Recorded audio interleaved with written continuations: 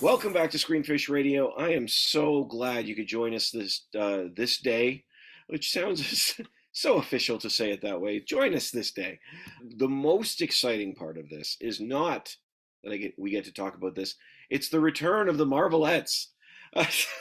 So excited! Woo! Yay! Welcome back, Dina and Mira. Welcome back to you both. Thanks for having me. And to Chewy, who is here for the first time. Well, fuck us. Technically, she does qualify. She's got a lot to say about Ant-Man. She does. The similarities between Ant-Man and some Star Wars stuff is just ridiculous. I'm so there for that. I am so there for that. For this film, it particularly will work. I was wondering and hoping that you would both talk to me a little bit on your thoughts on Phase 4, because everybody seems to have feelings, and now we have moved out of it. We've really moved past the Thanos era, is now long gone. And with Black Panther, the second Black Panther, Wakanda Forever, that phase is now complete, and we're moving into Phase 5 of, I think, probably 800 phases or whatever they're planning. But I would love to hear from you two, your thoughts, your feelings on Phase 4, what we've seen over the last couple of years, and just how you felt that all worked out. Go first, Dina. Dina's gonna have feelings.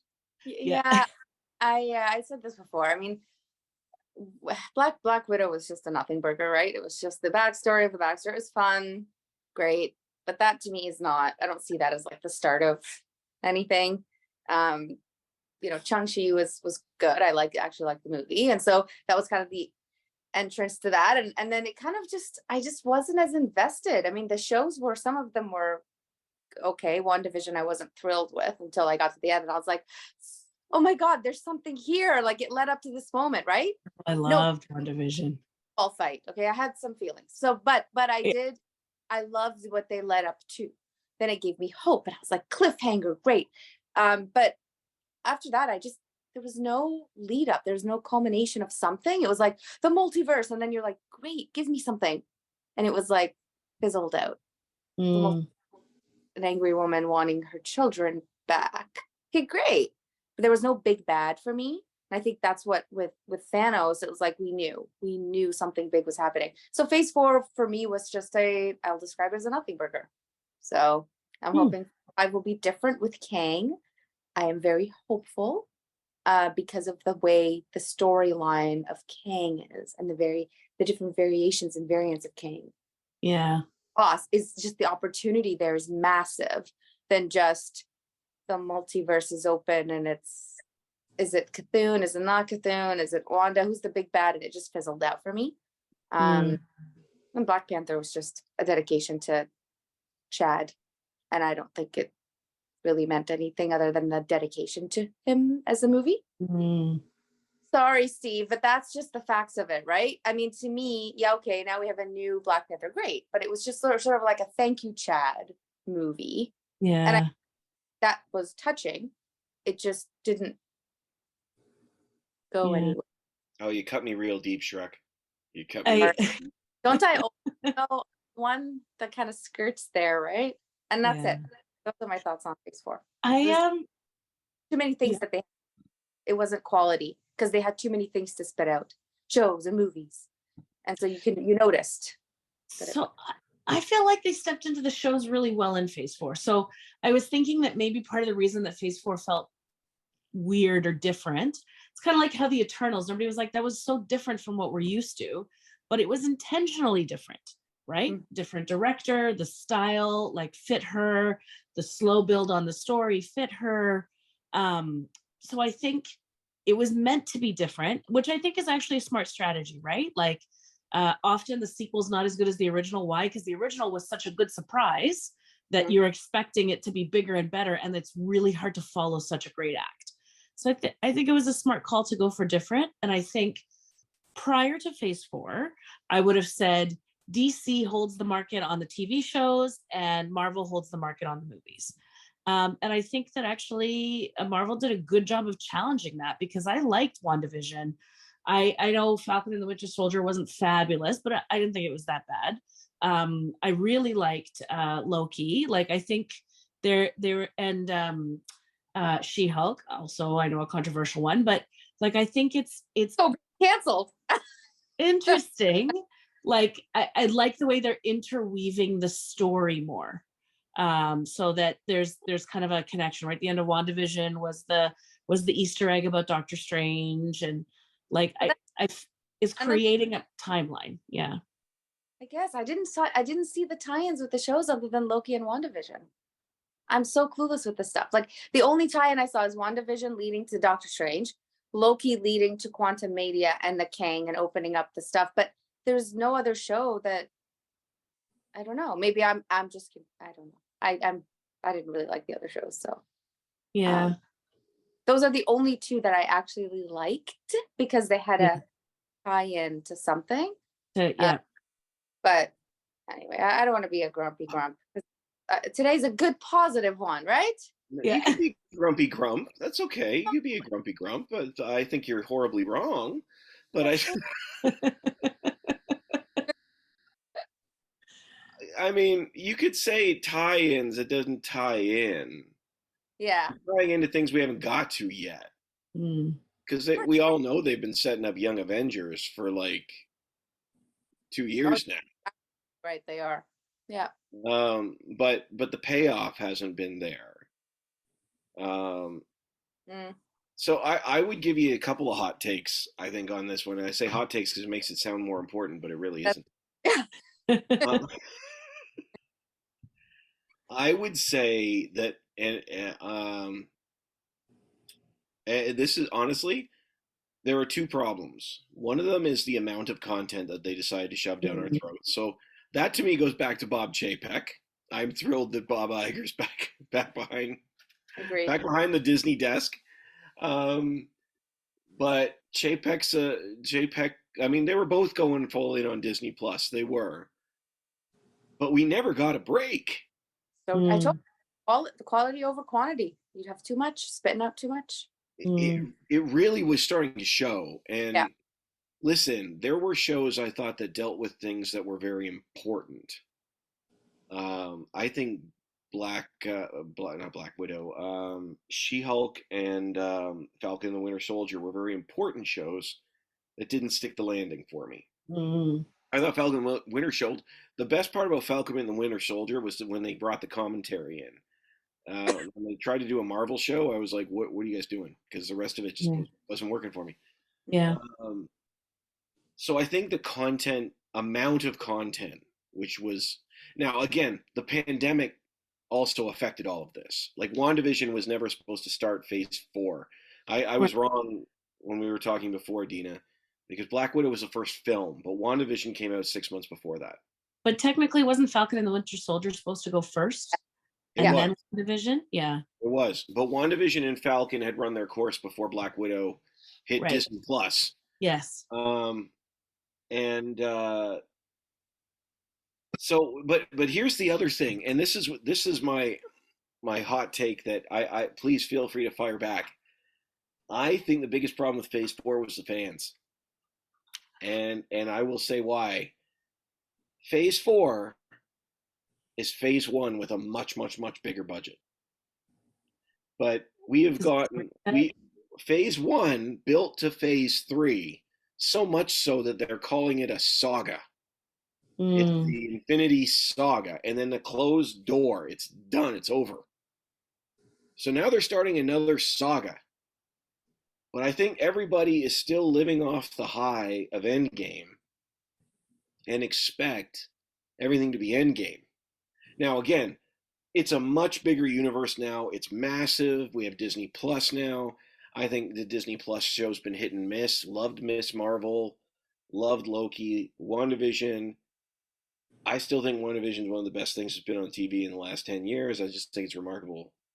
And Hawkeye was a lot of fun. I liked Hawkeye. I wish I didn't, but I did. Yeah. Vincent D'Onofrio did a really good Kingpin. But he's the best. He's the best. I want a show just about him doing bad stuff around town. If that you thing. say that out loud, someone will hear you and it will happen. I want it to please happen. Yeah, I'd love that. But this is the thing: is if you say that, then like you can whisper. I want to be careful that I don't say that too much about anything because they're gonna make a Disney They're Plus show. going to make a show. Everybody. Yeah. A spinoff of a spinoff of a spinoff. Yeah. I'd like a Disney Plus show about that computer from She-Hulk. Always, always listening. Yeah. But I would love to hear what you think about this because to me, I mean, we are in a very different world. When this started, it was Iron Man, and was it 2009? 8. Like 8. 15 years ago. 15 years ago, 2008, Iron Man. Yeah. It was 5 movies and an Avengers movie. It was a total experiment. And of those 5 movies, let's not go through rose-colored glasses. About 2 of them are good. Yeah. For the Avengers. Like, it was exciting because they were doing something new. Yeah. And we didn't have a gluttony of content, but they weren't great. Like Thor was fun, but it's not great.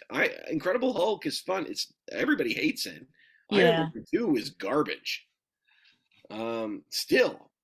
And I think Phase 4 is exactly the same thing. They're setting up, like, this is why, Dina, you say there's no payoff. There can't be, because they want to pay it off in 4 years. Yeah. I don't know. What do you guys think? I mean, I already know it's leading to Secret Wars, right? We already know there's going to be Avengers, Kang Dynasty, like all of this stuff I'm excited for. It's just, there's no grab at me to say, hold on for the ride, it's coming. There's just nothing for me now. I don't know if that's going to change because I'm being optimistic and hopeful now. But yeah, I just feel as though I already know what's coming because it's been announced, right? Yeah. I'm pumped. Kang Dynasty, I'm super pumped. But it's, what do I have to put up with to watch until I get there? And that happens. Yeah. I can, like, for me to have to sit through Doctor Strange and be like, I want to get out and leave. I've never had that with Marvel Phase 1. As horrible as some of them may have been. But you're right, it is the fans, because now I'm spoiled and I don't know the difference. And now, because before I didn't like, meh. So it is us, but that's their fault, you see. Yeah. They've set me up to believe that there's the best is yet to come. And now I feel like their quality is lacking. And because they're moving too fast. Like that was a good insight, is part of the quality lacking is they're moving too fast. And we've lost anticipation, right? Sometimes the most delicious part of something is the anticipation of it. And we've lost that because we've fed into, and you're right, the pandemic definitely has driven this. And all the streaming services doing the same thing with all sorts of content. It's how fast can you push out how much content to keep people? Because if you don't, they're just going to drop your streaming service and pick up another one. But okay.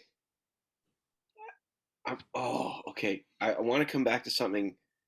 Dina, you said, what's the title of Avengers 5 and 6? What are they? Is 5. Kang Dynasty and what? What do you mean? If what's the one after that? Wars? Secret Wars. Yeah, Secret Wars is like the thing. Secret Wars Infinity thing is everybody knows that because they've had to announce it because they couldn't tease us in the movies. Nobody announced it initially, right? In Phase 1. They just kept, because they gave us little teases. And now I'm sitting around saying, oh, I already know Secret Wars is coming, so I guess I gotta hold on to all the crappy content that you're pumping out. Gotta watch it for Easter eggs and what's next. So that's my point.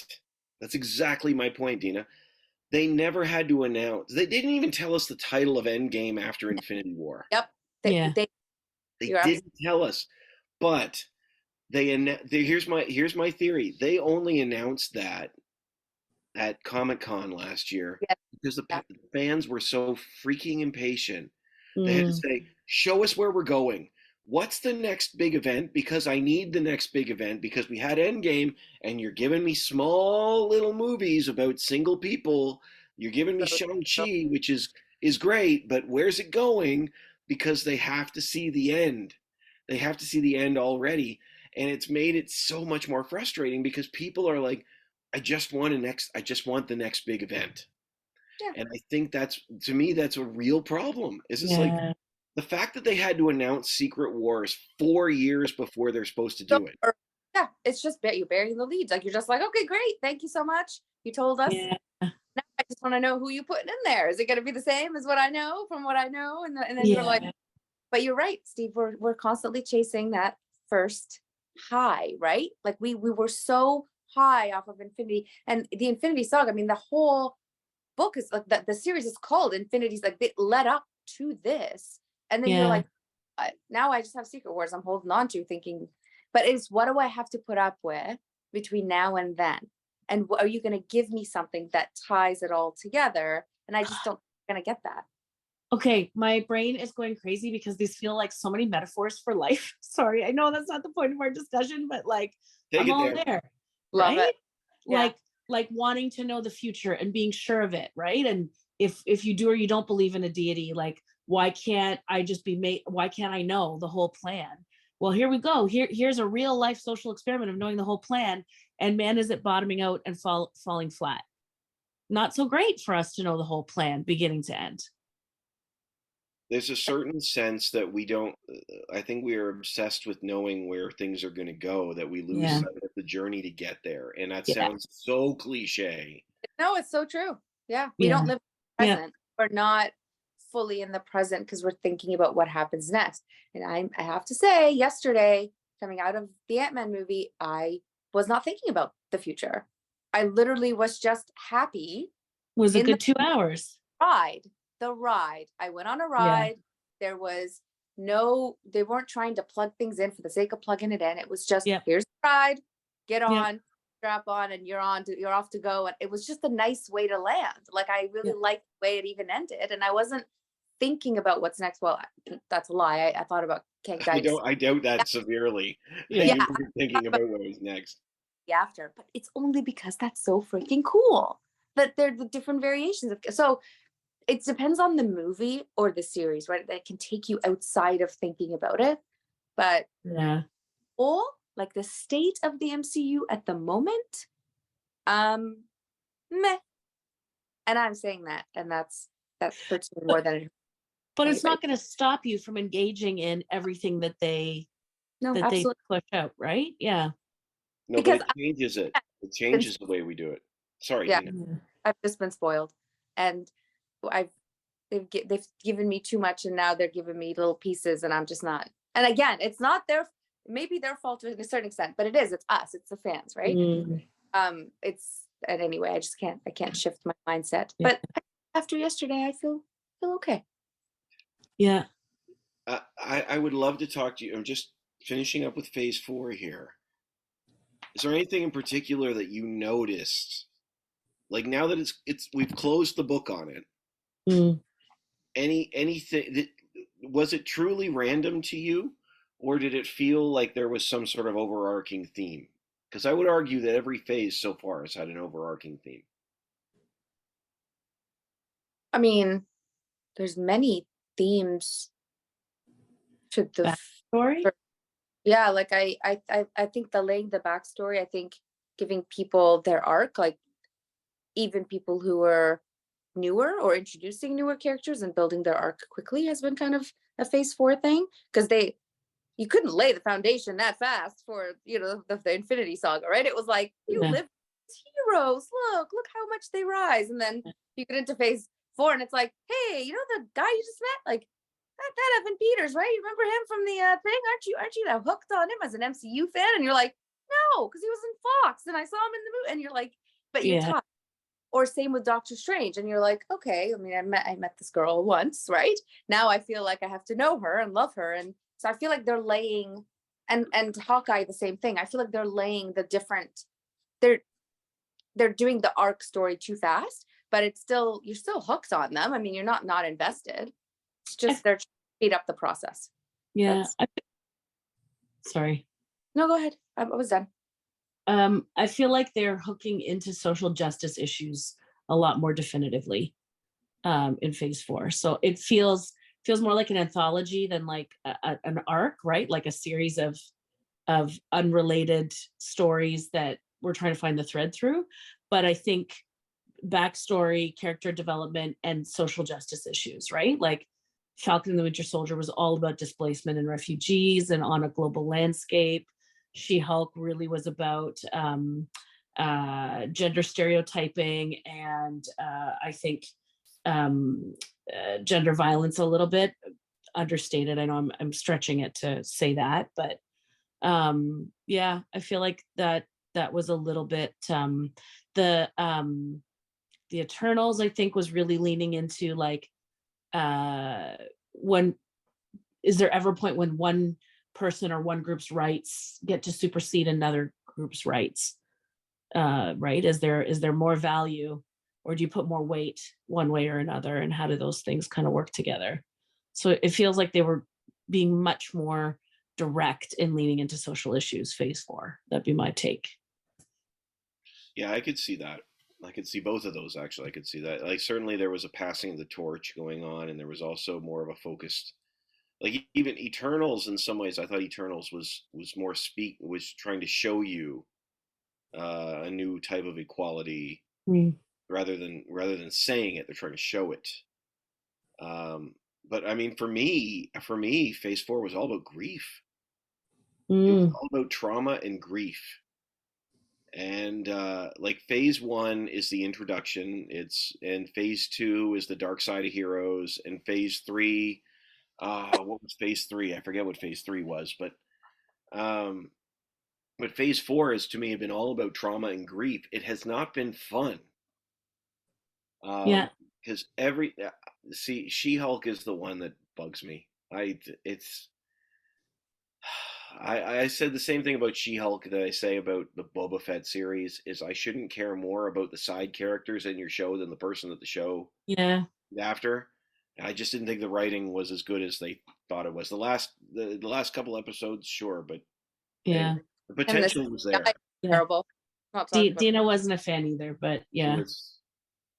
Anyway, but I mean, the overarching theme, it was grief, and I think that's why Black Panther was so perfect, because it was the like you. I know, Dina, you said it was a tribute to Chadwick, and it absolutely was, but it was processing that grief, and the whole thing. Every single thing that I can recall talked about the blip at some point. Everything talked about the blip, and what the mark that left on the culture, or some sort of personal trauma. I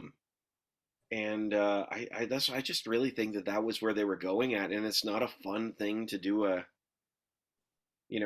10 or 12 or 15,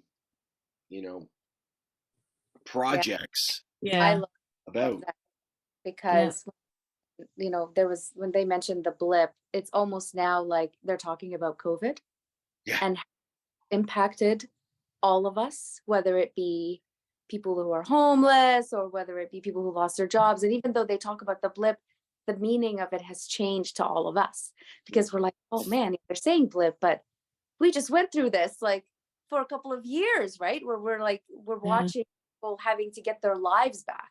So that really hit me, I think, yesterday when we were watching the Ant-Man movie. And I think that you're absolutely right. It is about grief for phase 4. And I did like Black Panther, that everybody that was feeling the grief was real. They lost their friend, they lost their car. It wasn't something that it was just part of a script. It was actually, the emotion was real.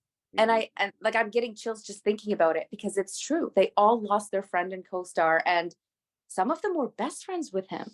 Like Ryan Coogler was best friends with Chadwick, and Michael B. Jordan was best friends with him. So you could feel the emotion with the co-stars and taking the mantle, right? Shuri kind of taking on the Black Panther. I think I watched the thing where she said it was a huge responsibility. I went to Ryan saying, do you think that Chadwick would be okay with this? Like, and it was so personal because they lost their friend. So you're right. It's funny. We started with WandaVision, all about grief, and tied it up with Black Panther, with the grief and how to deal with it and what's next. And that, I love that. That's right on, Steve. So there you go. That's the only thing that I will say I liked about Black Panther. Visuals and the real. The grief was real. Yeah. It was. No, but it was the Yeah. pain was real. You could feel it, even during the funeral scene. So I got to interview the woman for forgive me her name, who, just because I can't think of it right now, who played the shaman in the film, and she did the funeral. She led the. That's awesome. I'll have to check Yeah, it that was out. cool. It's on Yeah. it's on YouTube, on the Screenfish site. You can find us and like and subscribe. No, Look. I truly. Oh, I'm gonna mess it up. I feel if I say her name. But anyway, I was talking to her about that, and I talked because I to be careful of spoilers. I know we're always spoilery on this one, but just in case someone hasn't seen Black Panther, because that's not what we're talking about today, she handles 2 funerals in that film, and of course, only one of them is genuinely real. But they said this was their collective funeral. This Yeah. was That's, their collective funeral as a cast yeah. for Chadwick's death. Yeah. You could feel it, honestly, in that scene. Like, it was felt. So I think that's a really good way to put a bow on Phase 4, is that it started with grief in the most beautiful way, which was one of my favorite parts of WandaVision, right? Is that they focused on, you have to persevere, and you have to rise above, and that means that you really love someone, and it's okay to be grieving. And now with Black Panther, and I'm not gonna give any spoilers, but that end scene and sort of the passing on was a way to wrap it up. Yeah, that was to me. I think because I like pulling back, and whereas when you're on the interwebs and the socials and everybody focuses on project to project, I like pulling back and saying, okay, I see what they were trying to do. And there were some projects that they did that I thought were garbage. There were. The fact that I hear that Sam Raimi didn't even watch WandaVision when he made Doctor Strange bothers me to no end. Like, that's like, anyway, which is why they don't make sense together. But I see what the arc was, and I'm like, okay, so this is how it fits in. So I may not have liked this project, or even this or this episode or something. And that's a funny thing, because it used to be just films, and now, because a series is 6 to 10 episodes, if 3 episodes are bad, it feels like you've watched 10 movies in that one thing. It's just such a different way to consume media. Yeah. But I actually appreciate Phase 4 because I felt like it was complete. Even the weak spots. But not standalone. Is that what you're saying? Complete, but not standalone? What do you mean?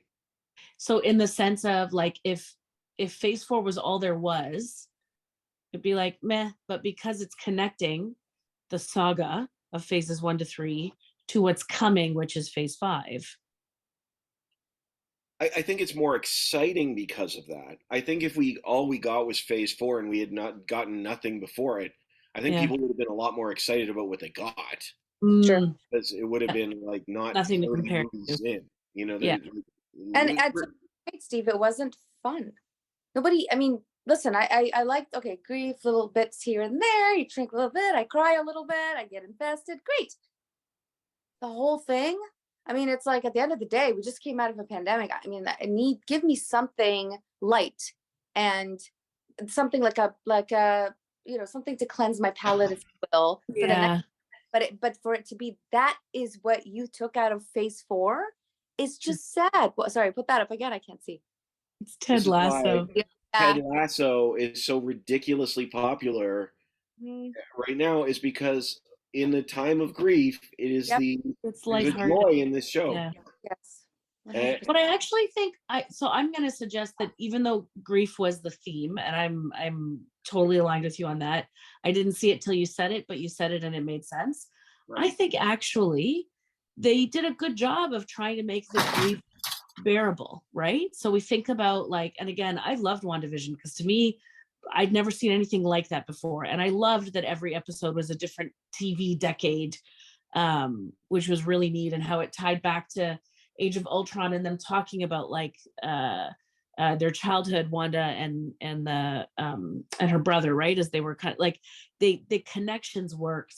I thought, Thor, Ragnarok, and Love and Thunder, which I know is a very not loved film. I think they did a great job of bringing in the levity, like not to try. Sometimes now the criticism is that you are being too light with topics that were too serious, like cancer in Love and Thunder. But I think I mean, if we're going to talk about how we survive grief in life and how we've all lived through this collective trauma of the pandemic, it's finding the levity in it, right? Is balancing those experiences. And so I actually think they did a good job of that. Like, I think the jokes didn't always land, and sometimes it fell flat, and you're like, what are you doing? But you can see the attempt to kind of balance out the heaviness with the lighter moments. I'm a big Love and Thunder defender. Yeah. I actually think it might be my favorite or second favorite Thor film, because that franchise, it's not great. Oh my I God. love Hemsworth. Do this to me, please. I didn't even talk about Thor. I just didn't. It was such a disappointment to me. The only thing that was funny was the goats. The goats. Screaming that was the least I mean, funny thing. it literally took everything out of me to say that I didn't like it. Because it just to me was Taika Waititi got too confident, thought he could do whatever he wanted because he did so great with Ragnarok, and I just thought he missed the mark completely. I hated Ragnarok. I hated it. I loved Ragnarok. Oh, I just thought Ragnarok made no sense. That's why I just hated what he did with Love and Thunder. I thought it was wow. Oh my God. I think it makes sense, right? Because it's now told from the point of view of, what's his name, the rock dude, Korg. Yeah. So he's simple, telling a simple story, right? Gather around children. And so it was that perspective on the story. I don't think it's the best Marvel film, but I didn't hate it. The only superhero film I flat out ever hated was we podcasted on it, Steve, and it was awful. The X-Men one, Dark Phoenix or Phoenix Rising, I've erased it from my memory. It was so terrible. But I give Love and Thunder credit. I'm going to rephrase this here. I remember once when I was back when dinosaurs ruled the earth and I was young. I'm a huge U2 fan, and U2 got really weird in the 90s, and their shows got ridiculously huge. And I remember talking to a friend of mine saying, like, okay, this Pop Mart tour, this thing is it's enormous. They come out of a giant lemon mirror ball, like, it's just bizarre. And I will never forget what he said. He said, it's their most personal album, so of course they dress it up as the wildest. And I thought that, and it never left me, because they said his point was that they were being so honest with such difficult topics that they went totally weird to distract from how in depth it was. And this is what I'm not saying that Love and Thunder was high art. It's not. But you're dealing with cancer. And that's why I say, in some ways, to me, it was the darkest film in Phase 4, because you can't kill cancer. Mm-hmm. And even the way they did it with Mjolnir, and it was trying to help, and then it came right back. Mm. I was like, this had better be a silly movie, or we're all going to be like ready to run. Yeah, screaming. Yeah, and so now I know it's ridiculous, and I know that a lot of people hate it, and that's totally fine, and whatnot. But that's why I defend it, because Taika did get a lot of rope. They gave him a lot of rope, so much so that people say, "Oh no, he'll never be back," blah blah blah. Which I think he may not be, but he'll certainly be in other places, because Taika's a genius. It's great stuff. A brilliant director. I just think he didn't do well on this one for Yeah, sure. that's fair. That's Yeah. totally fair. But that's But why also, I defend it. like the writing wasn't great, so it was fine, like, but it wasn't Mhm. the best. So, but I mean, the Thor movies are not really great at the writing anyway, so Right. they're not gifted with that. That's not Yeah. the And storyline. again, if I held that up against a different, like phase 3 or something, I might say, okay, well, it's one of the weaker ones. Maybe the pool was a little less in this one. That's why I raised it up higher. But Yeah. I had a blast. I was like, man. And any show, all comes back to Ted Lasso. Any show that can bring in any character from Ted Lasso automatically gets an extra 2 points. There you Right. go. That's it. Yeah. Yeah. Actually, I have to say that's, I think, why I liked, I know we haven't started talking about it yet, but I think that's part of why I liked Ant-Man and the Wasp: Quantumania so much, is because in my hierarchy of things, Ant-Man's probably my least, Mhm. the Marvel character I am least interested in. Like I would pick most other of the superheroes above. But and maybe that's because that was true, and so I wasn't expecting a whole lot. So that whole beginning of our conversation around expectations sometimes sour the experience versus the anticipation of like waiting and being excited and then being fulfilled. But yeah, it was so pleasantly complete, and so I really enjoyed it. Like it was such a good, and I think a big part of that is because I was like, it's Ant-Man, it's not gonna be that great, but it was actually really good. I'm so Thank grateful. Thank you. I'll do my wrap up. And for you at home, a reminder: you can find us wherever podcasts are available. You can find us on YouTube. You can like and subscribe and smash that subscribe button. If you haven't yet, there's something wrong. I'm just listening to what my kids say, and this is what they all sound like, so that's why I feel I need to say.